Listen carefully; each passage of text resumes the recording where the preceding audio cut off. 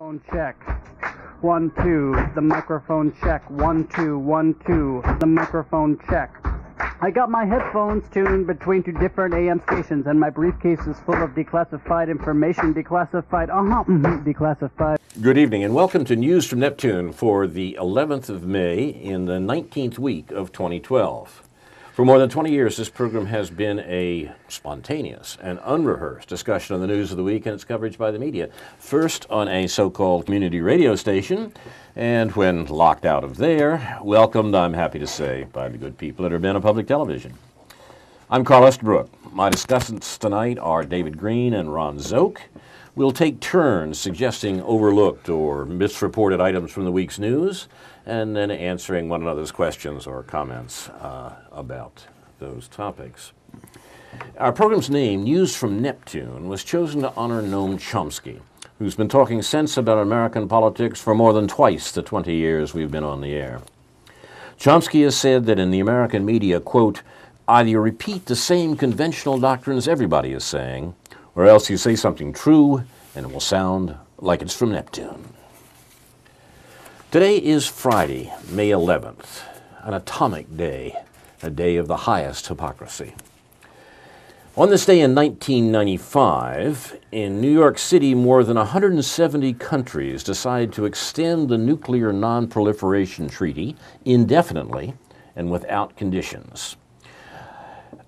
On the same day, in 1998, India conducted 3 underground atomic tests of a thermonuclear device. The Clinton administration viewed it with alarm, but needing the support and acquiescence of India in many of its economic schemes, the slap on the wrist that the administration administered to India didn't sting too much.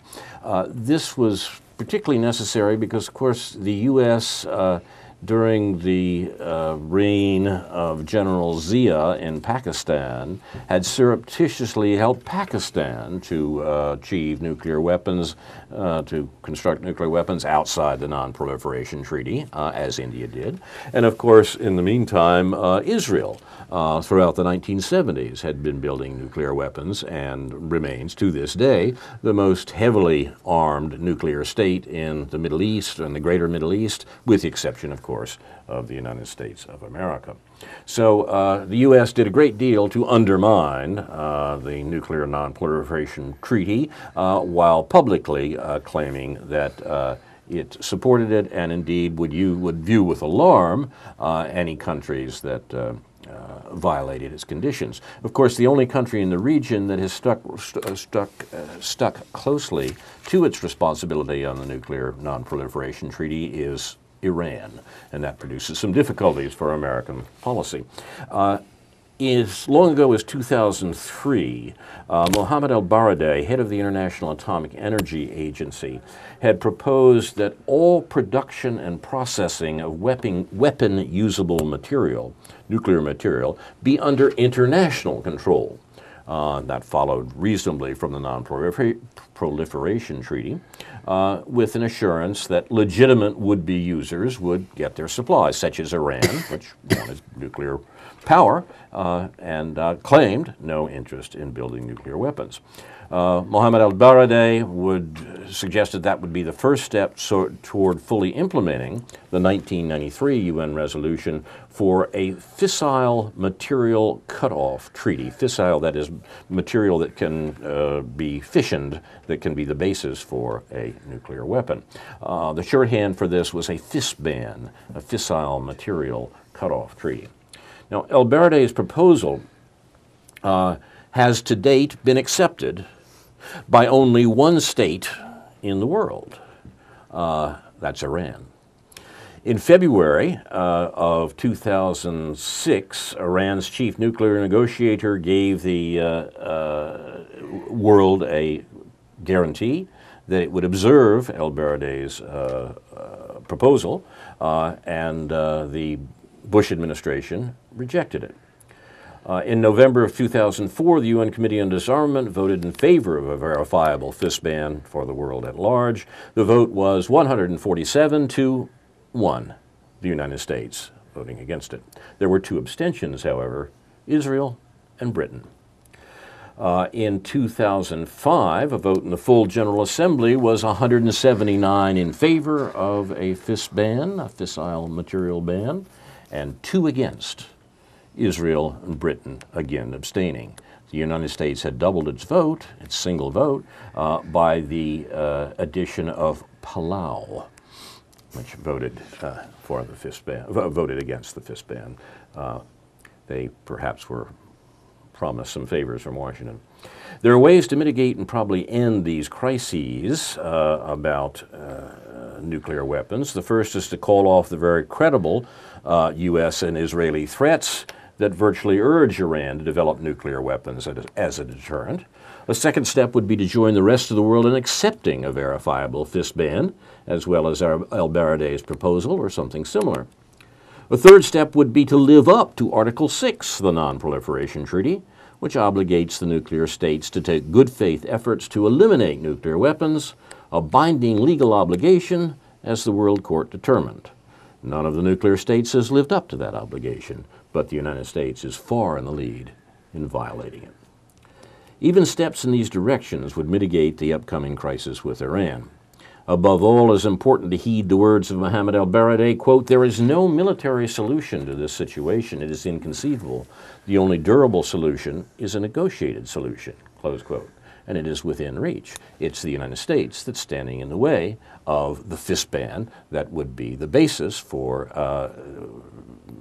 ending what the U.S. says, the U.S. and Israel say is their principal concern, they're lying of course, the possibility that Iran would develop a nuclear weapon. So, you are listening to News from Neptune, the U.S. Nuclear Hypocrisy Edition. And we will begin today with Ron Szoke. Yes, well, I'll pick up that thread and start talking about my newfound concern, maybe even a career as a connoisseur of hypocrisy and fraudulence. Come to the right place. Yeah, right. I am still gathering sophisms, the clever-sounding arguments that are really worthless, that are used to support or oppose various political positions. An old favorite is one that used to appear in Encounter magazine, that is the British intellectual monthly supported by the CIA, whose main concern, their obsession, was anti-communist stuff. And I ran across this one again the other day, some minor factual error in a piece. And then the writer claims, if writer X can't get this right, why should we believe or trust anything that he says? If he gets a date wrong or misspells a name, then that discredits his entire thesis. So misspellings? Yeah, right. So yeah, have you made any mistakes that kind? And do you realize just how devastating it is if you get a date wrong or misspell someone's name? Another one this week.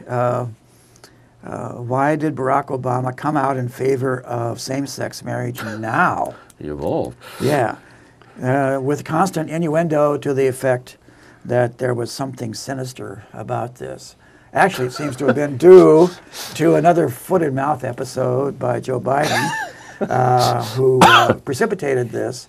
And but this happens again and again when something is announced. Someone else will try to make it sound very sinister. Why did this happen exactly now? And they will make up some kind of theory that involves some plot or some conspiracy or something. Another old favorite I'll mention today is concerning taxing the rich to help deal with the budget crisis and the deficit financing of the government. The adoption of Policy P will not completely solve the problem.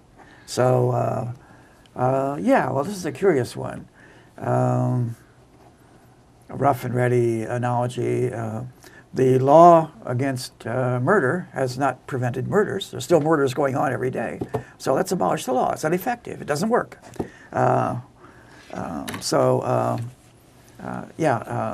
Partial solutions that deal with one aspect of a problem to some extent are ruled out on this showing.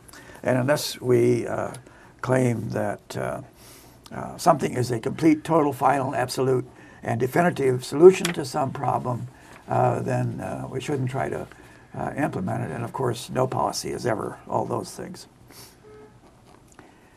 Going on to a slightly different topic, former Secretary of State and Chairman of the Joint Chiefs of Staff is coming out with a new book this month, I understand, in which Colin Powell reveals, as if anyone doubted it, that the George W. Bush administration was set on going to war with Iraq even before he made his much-touted speech to the United Nations. He was the only one in the Bush administration that was considered credible, apparently.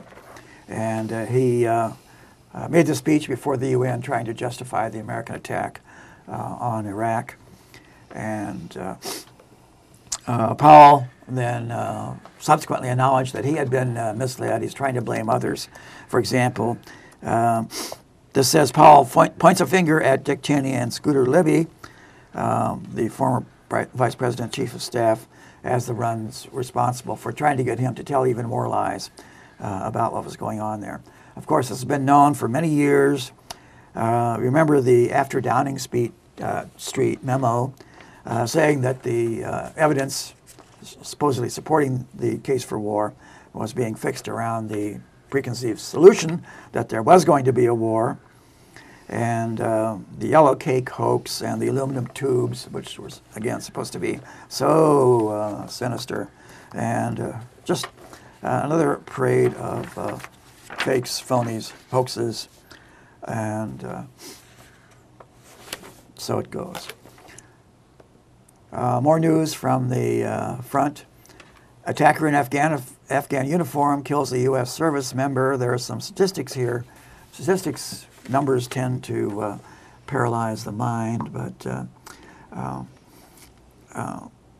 the insider threat, this is called, in which Afghan soldiers or militants disguised in uniforms turn on NATO troops, has existed for years, but has grown more deadly. The 20 insider attacks so far this year has killed 13 soldiers, compared with 21 attacks last year that killed 35 coalition service members, according to a NATO tally. And this goes on and on. So what kind of conclusion are they drawing from this?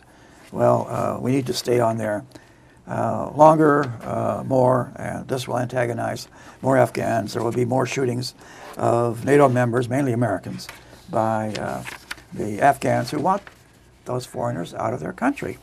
But this is the thing that we can't seem to grasp or acknowledge. And so it goes on and on. The Americans there being killed by the members of the Afghan military that were supposedly training to fight the insurgents, the Taliban, whatever the current terminology may be for them.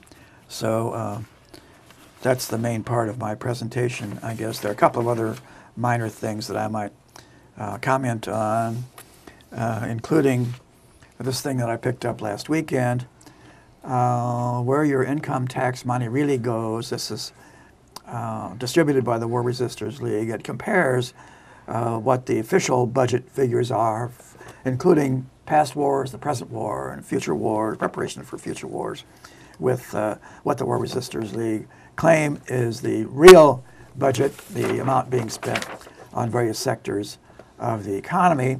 And there's a lot of military spending hidden in these other sectors as well.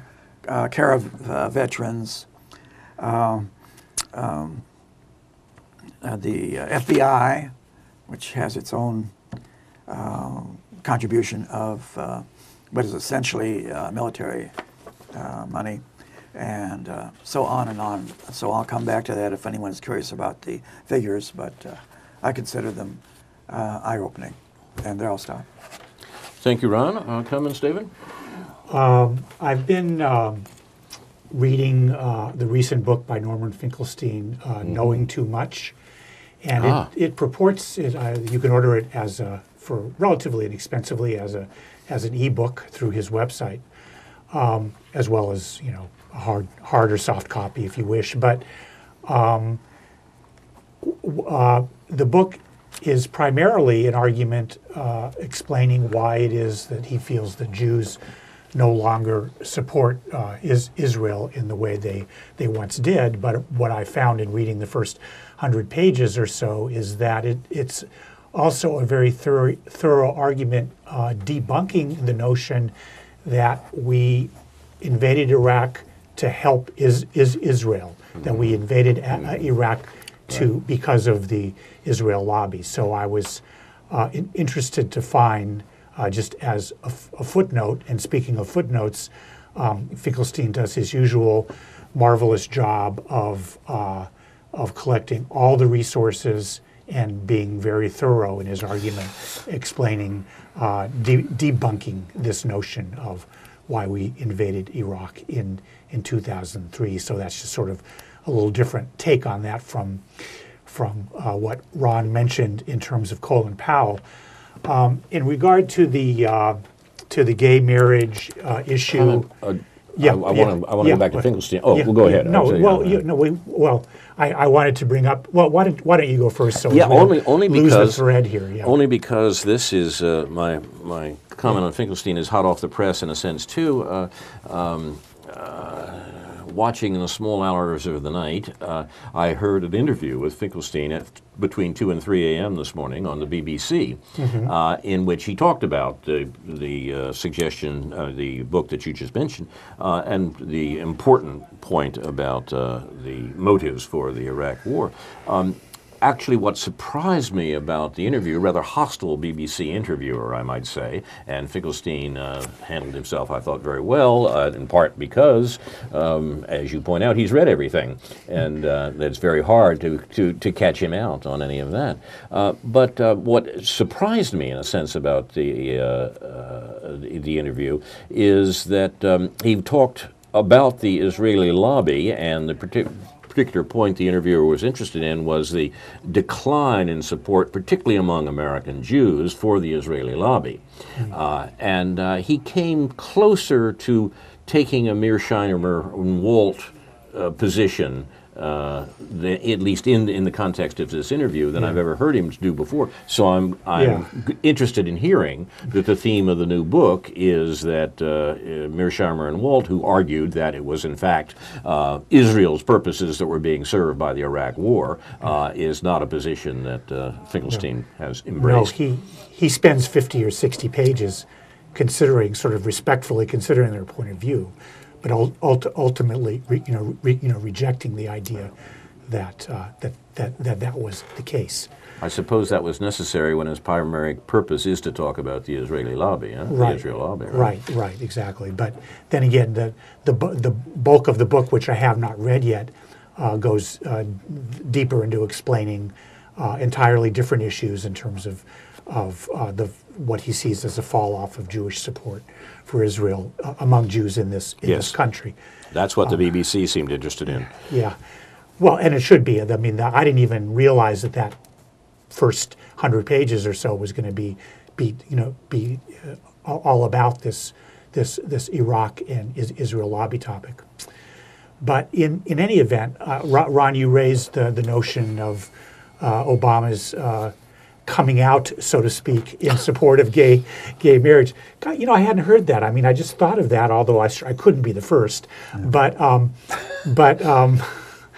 still, conspiracy theories or otherwise, I'm not impressed or enamored with the timing or the manner or the sincerity or the political context in which Obama, Biden, and Arnie Duncan, and Obama, and Obama's children have come out in favor of gay marriage at this particular point in time. And I'm not, and I know this is a can of worms. I'm not crazy about opening it up, But I just, when I watch Amy Goodman interviewing Tony Kushner about this, and Tony Kushner praising Obama in all kinds of ways other than his support for gay marriage, I really wonder sort of what is going on, as if I have to wonder, but still I sort of wonder what is going on, and it seems to me that reveals the purpose of Obama's timing. Yeah, I think so too. You got a take on that, Ron? No. Tell me what you think the connection is. I mean, could you be a little more explicit? Why now? Well, I mean, we've talked before on the show about about the issue of co-option of the left, about the issue of identity politics, about the sort of the obscuring of class issues behind the obfuscation that goes along with important issues like gay marriage, but that also are not of the same political importance and not the same fundamental political importance as issues to do with economy and foreign policy and so forth. And I mean, how can you deny that there is election year strategizing behind this coming out at this point in time? Yeah. Do you think it will gain him any more votes than he loses by coming out that way? You can. I've got a take on this, only that it seems to me that there is the short answer to your question, his handlers think so, I think. But I admit that the questionable nature of the move suggests that something else may be going on. And what I think is going on is that the Obama people are mobilizing what they do best, that is obfuscation, smoke and mirrors, propaganda, manufacture of consent, and so forth, because they're really actually worried. The reason they're worried is that they're not worried about the prep school bully who might run against him, but they are very, and if you want to look for conspiracy, look for the surfacing of that story, perhaps, but in the same week. But no, they're not worried. I mean, Romney is such a ridiculous candidate, and the policies that a Romney administration would follow are precisely those that an Obama administration and a Bush administration follow. So policy is insulated from politics here. And if we take that as a given, then we look at it for the eyes of Mr. Axelrod and the others in Washington, saying, James Carville was right 20 years ago. It is the economy, stupid. If the economy really sours badly this summer, Obama could lose in the fall simply because we'd be voted against on that round. Therefore, they're panicking to a bit. They're pulling out all the irons they possibly have and swinging away, hoping that something good will happen. I think there's a hint of desperation in what they're doing because they know they can't get quite the control in the economy that they want. And they're in a peculiar position now of, even hoping for a better outcome in Europe in order to establish the European markets for the American economy between now and the fall. So they're caught all sorts of ways, and in their work for the American 1%, and they're falling back on what they do best, propaganda. So you think they're primarily trying to create a distraction? Yep. With this social issue thing? That'd do. Yeah. I mean, look, we've heard this week that an overwhelming number of Americans are now opposed to the war in the Middle East. But that doesn't make too much difference. There's not too much excitement about that in the American electorate. There is excitement about the economy, and the Obama people have got to move heaven and earth to deal with that. And I think that we've just heard one of their heavenly masterstrokes this last week.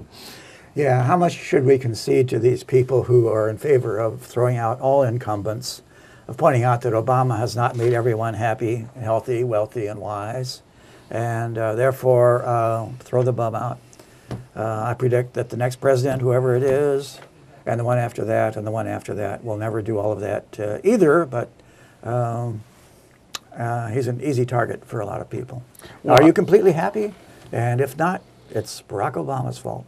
But that's exactly the brilliance of the American political system. I mean, we have, it was Julius Nyerere who said, a generation ago and more, that he didn't know why Americans were so upset about one-party states. America was a one-party state, but with its usual exuberance, it had two of them. Right. And actually that has a functionality. Chomsky wrote some time ago, the smart way to keep people passive and obedient is to strictly limit the spectrum of acceptable opinion, but allow very lively debate within that spectrum. Even encourage the more critical and dissident views. That gives people a sense there's free thinking going on, while all the time the presuppositions of the system are being reinforced by the limits put on the range of the debate. Now, you can't look at the last several American presidencies and the policies they followed, nor can you imagine the policies that a Romney administration might follow without noticing a tremendous sameness. Yeah. Policy is insulated from politics, but in the meantime, politics is an attempt to keep the alteration going, eh? Yeah, well, if somebody does start coloring outside the lines, you begin yelling irresponsible at them. And there we have the Ron Paul campaign. Yeah, right? yeah. You're listening to News from Neptune. Ron, you brought up, as usual, a number of provocative points. On the war, you mentioned another incident of an Afghan soldier, that is, one of our people, supposedly, attacking an American soldier, and we've heard many examples of that recently. I thought the most peculiar response, in some ways almost eerie, was that of the Supreme Commander of American forces, the ISAF, the NATO forces in Afghanistan, establishing what he called guardian angels. Did you hear about the guardian angels? No. The guardian angels are soldiers, members of the American, whose job it is to watch over American camps at night so that our allies, those Afghan soldiers, don't attack them. Right. Isn't that incredible? Yeah. I mean, guardian angel, a special job now to guard us from our allies, to guard us from the people that we're supposedly helping and whatnot. Now, and the comment didn't get much play, I don't think, in part because it is a little eerie, but the fact that becomes necessary puts one in mind of the latter days of American combat troops in Vietnam, where fragging became a word that Americans learned. Fragging meant rolling a fragmentation grenade under the bunk of a gung-ho officer by some conscript troops who didn't want to be led into the jungle to get shot at anymore. Isn't there another purpose to the Guardian Angel project? That's to keep people from wandering off at night into the villages and carrying out mass killings, as per the recent incident. Well, that's an interesting point, and the question mark that's put by that is the repeated leaks that suggest that there was more to that particular incident than we have heard yet, and that indeed the people who carried that out were, and there may have been more than one, apparently had gone through the surrounding region in the weeks before, telling the locals that because of attacks on American soldiers, they and their children, so it was said, would pay the price. This argues for a situation far from the progress that the Obama administration is saying about Afghanistan, right? Note, according to recent negotiations, we are locked in for another 10 years beyond 2013 Exactly. for the presence of these trainers and others which in Iraq, which inevitably will lead to further confrontations and killings. But to pick up our earlier point on what the Obama administration is doing, what its spin doctors are doing, particularly right now, I have had this week alone good Democrats tell me again, Obama got us out of Iraq and he's getting us out of Afghanistan. Haven't you been reading the news? They say to me. We're getting out of Afghanistan. Right. Obama's doing that. Yeah. Now that's working. That's spin with a vengeance. Yeah. You're watching News from Neptune. If the notion hadn't been appropriated, we would say something about the no spin zone here, but I don't think we should. We'll press on with David Green. Let me just add one footnote to the conversation about gay marriage and so forth. I suppose I go at my own risk here, but it seems to me that there could be a teachable moment here about the role of marriage in our society for all of us, in terms of the manner in which rights are appropriated to individuals on the basis of being legally married, and whether that should be the case in instances like healthcare and so forth. And I also think it's worth noting that, and thinking just to be sort of difficult about this, is that it seems to me the primary function of marriage in the legal sense, in the governmental sense, is to protect people getting married from each other, and to protect children from their parents. And I think that's very real. I mean, and I think we could think about that also. Yeah. That isn't to say that gay people shouldn't have the same rights in that context, but these are rights that relate to each other, obviously primarily around property, and children's rights around the obligations that their parents owe them. Perhaps I'm overstating that in the sense that parents are obligated to their children whether they ever have been married or not. But still, again, just to sort of think about the basic issue of what it is that we get by being married and what the institution has to offer, and whether it's become, given our sort of patriarchal history, which certainly isn't limited to this country or to Europe or anywhere else, what it is that can be done about marriage in perhaps a broader context that might benefit everyone. Sure. So there's all those issues that seem to be sort of covered over by all of this excitement, as understandable and worthy as it is at one level in terms of the affirming the rights of a group of people. No, I'm being obtuse here, David, I'm sure, Yeah. but explain to me what you mean, that the purpose of marriage to protect spouses from one another and their children, etc. In terms of property. In terms of property, got yes, it. Right. Okay. In terms of having agreement, a legal agreement protects people from what might happen. I see. And so that's a big aspect of it, right? Well, it is. In fact, I remember 10 years ago when I ran for Congress in this district as a Green Party member, this question came up. And the position we took, the position the campaign took on that matter, was that the state should get out of the marriage business.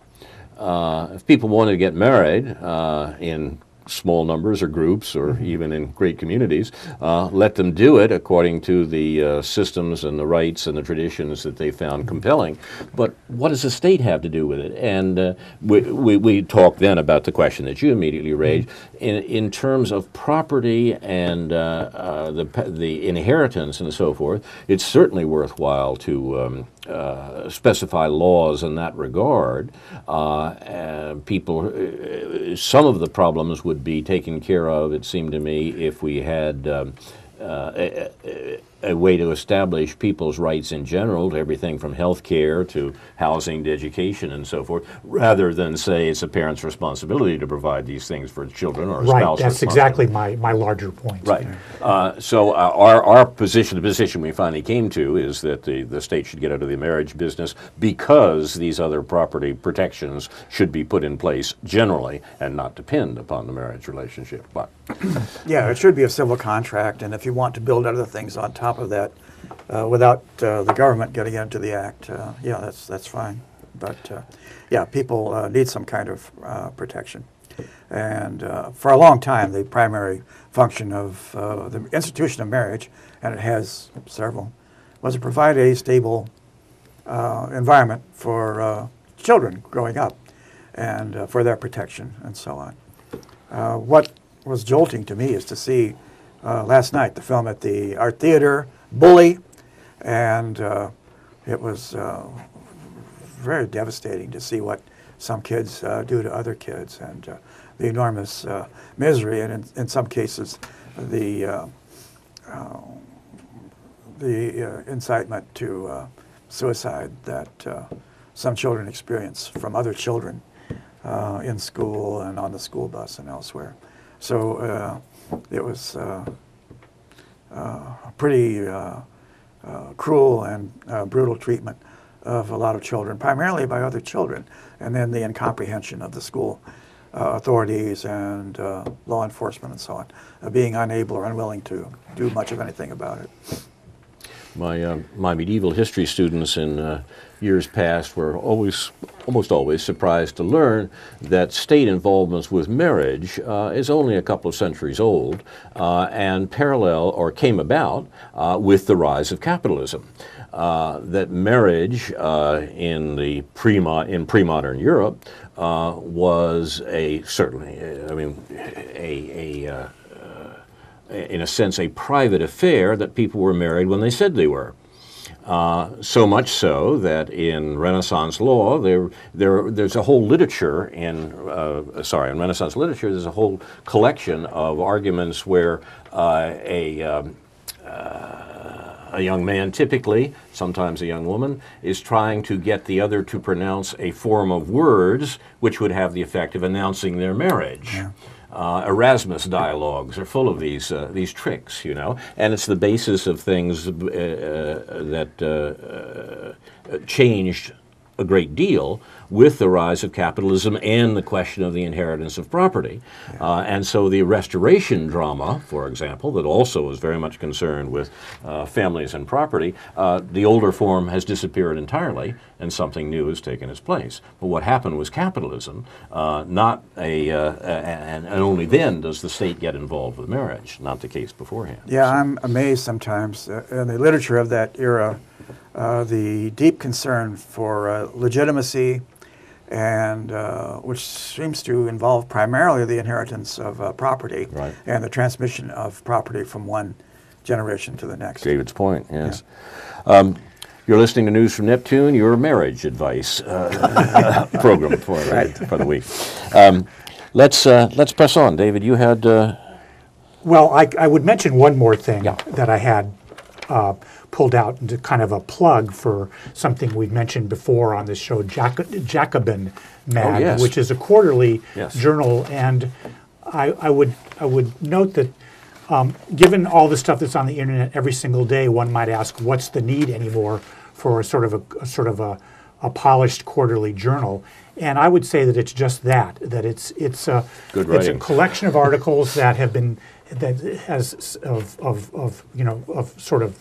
sort of depth and reflective value, well written on important topics that are not just sort of thrown up there. Not that some good stuff can be just sort of thrown up there, but that are put into a particular journal on a quarterly basis, which can be purchased online, which can be subscribed to in hard copy, which can be purchased online in e-form, and which even some of the articles can be read online.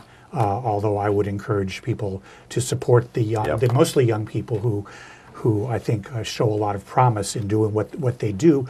I particularly I just chose one article out of this last issue, the current issue, which can be read online, doesn't need to be paid for, called Against Law for Order, and it's by a guy named Mike Consul, Konczal,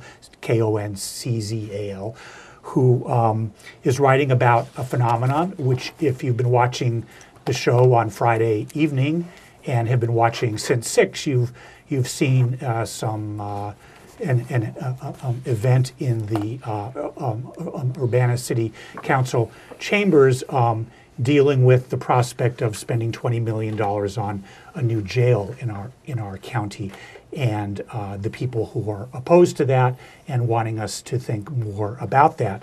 This article deals with the broader issue and much more becoming, I think, a much more important issue, a much more visible issue of mass incarceration called Against Law for Order.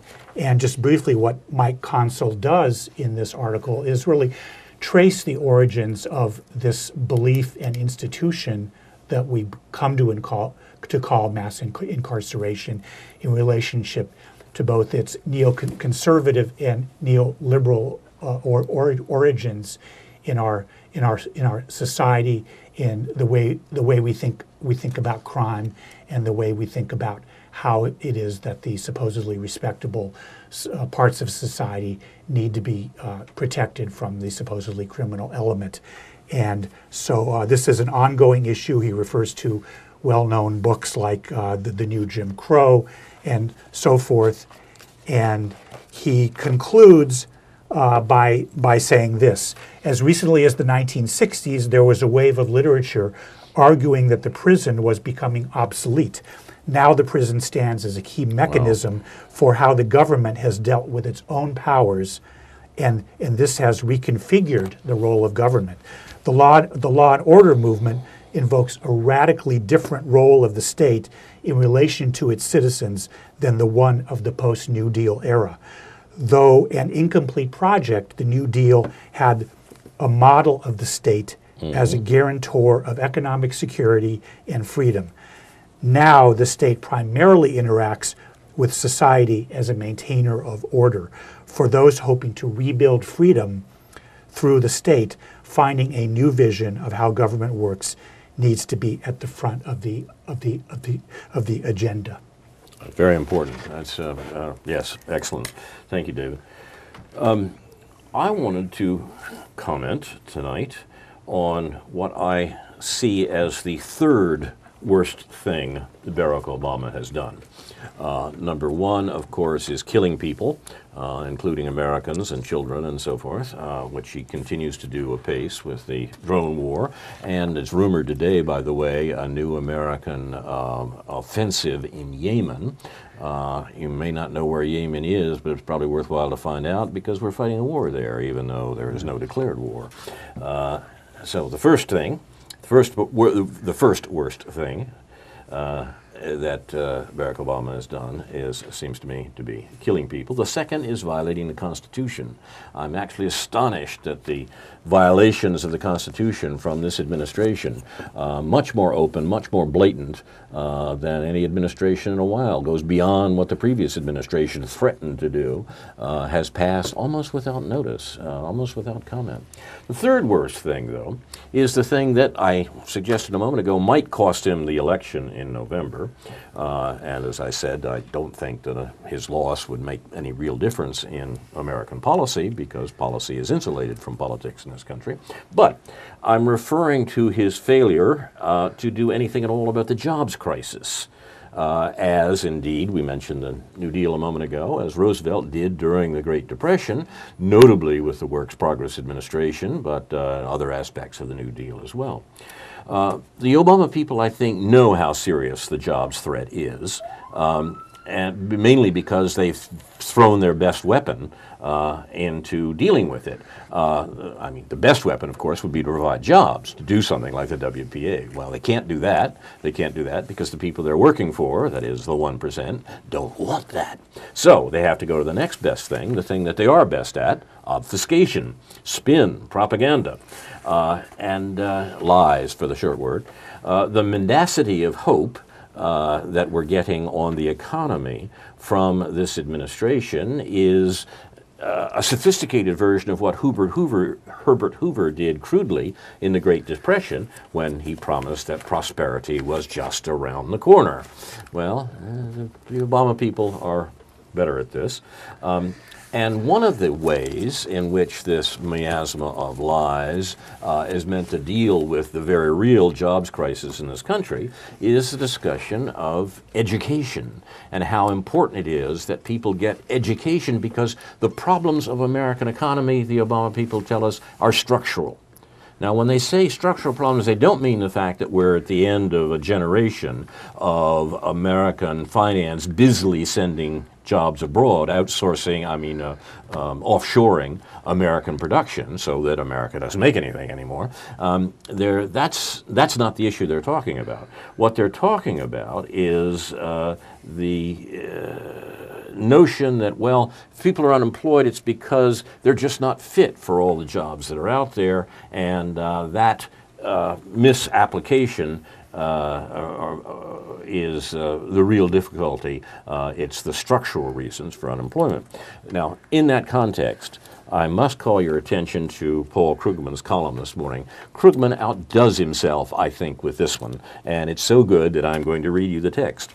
He writes, "A few days ago I read an authoritative-sounding paper in the American Economic Review, one of the leading journals in the field, arguing at length that the nation's high unemployment rate had deep structural roots and wasn't amenable to any quick solution. The author's diagnosis was that the U.S. economy just wasn't flexible enough to cope with rapid technological change. The paper was especially critical of programs like unemployment insurance, which it argued actually hurt workers because they reduced the incentive to adjust." Now, this is what we've heard. All of this, we've heard this from the administration, and we've heard it from the Republicans, right?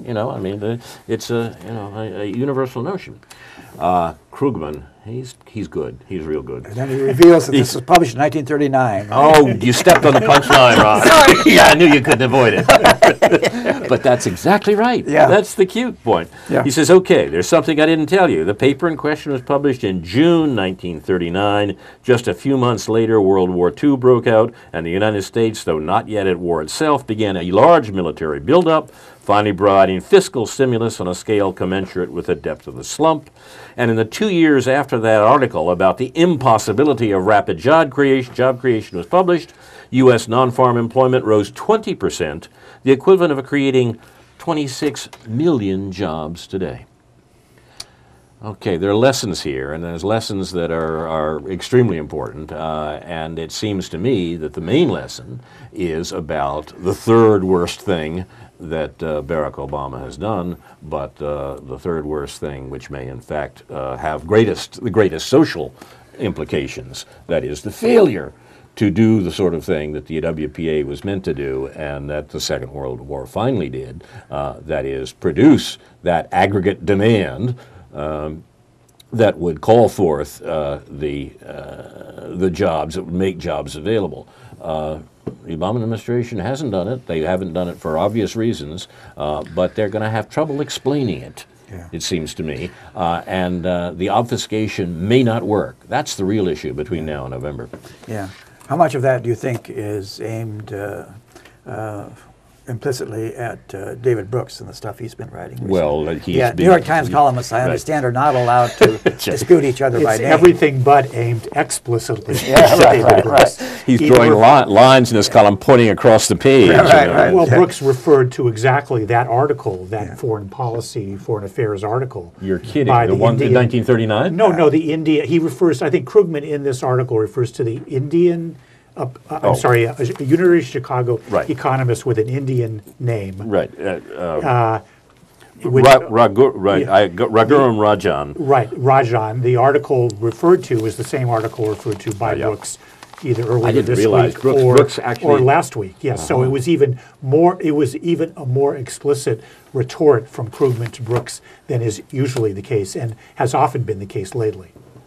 Well, this is, and Ron, you're right, this has been remarked upon, the unwritten, apparently, rule that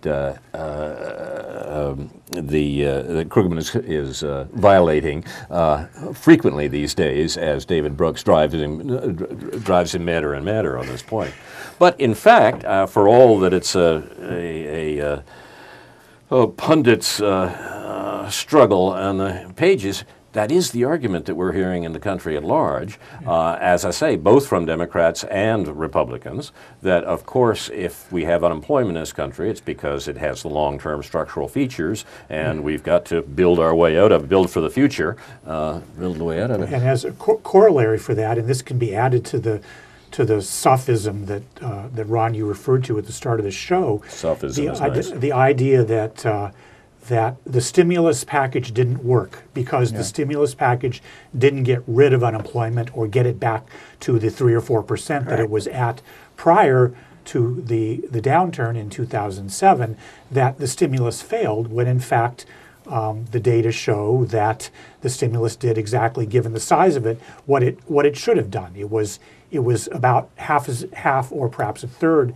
as big as it should have been, and basically what Krugman, or he doesn't mention it in this article, but what he's essentially saying is that we need another stimulus package, perhaps as big or even twice as big as the first one.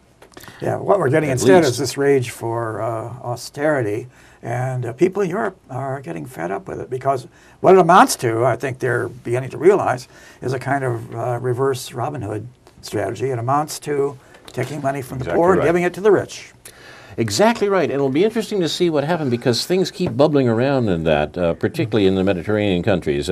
The Greek left, the real left, not PASOK, not the Socialist Party, came within an ace of actually organizing a government this last week, and it's still, the jury is still out on their on the possibility there. The U.S. seems to be in a very strange position on the one hand. On the one hand, it wants the neoliberal policies that austerity represents and that they're trying to introduce in the sort of covert austerity in this country to also to be introduced in Europe, but at the same time, they do need a revived Europe as a customer, and the American economy is being whipsawed in a bit. The American 1% is being whipsawed by the needs of having the triumph of neoliberalism everywhere, and yet a resurgent Europe that would be a complacent customer of the U.S. There's more to be said on this. They're going to fight it out on this line if it takes all summer, I think, and we're going to hear more about it. And I do think it's directly connected with the administration's concerns about its re-election. I would also once again refer to the current issue of Jacobin, which it has articles about different topics, but it has a theme of several of the articles which have to do with a deeper understanding of what's going on in Europe. Was written, obviously the articles were written prior to the recent events in Greece and France, but I think it's a good place to look for some deeper level analysis. A strange note from Europe, quite disturbing note from Europe. Ron, I think you mentioned a couple of weeks ago the rising suicide rate in Europe in general. There was a report this week that one of the places that's particularly notable is the Veneto, the area of North Italy around Venice and up the Po Valley in general. In fact, one of the richest areas of Venice. But the traditions, the business and economic traditions of this region, which has a separate history. Last time I was in Venice, I signed a petition for the rejection of the Treaty of Campo Formio, by which Napoleon gave the region to the Austrians in the early 19th century. So they're concerned about their identity, their separate identity, and part of that identity involves an economic independence. But that economic independence apparently is producing terrible psychological results right now as Italy goes through the same sort of struggles over austerity that the rest of the European countries in general are doing. And we haven't even mentioned Mr. Hollande's name tonight. Mr. Oh yeah, Mr. Yeah. Mr. Hollande's, Monsieur Hollande. Monsieur Hollande's opus, we might say.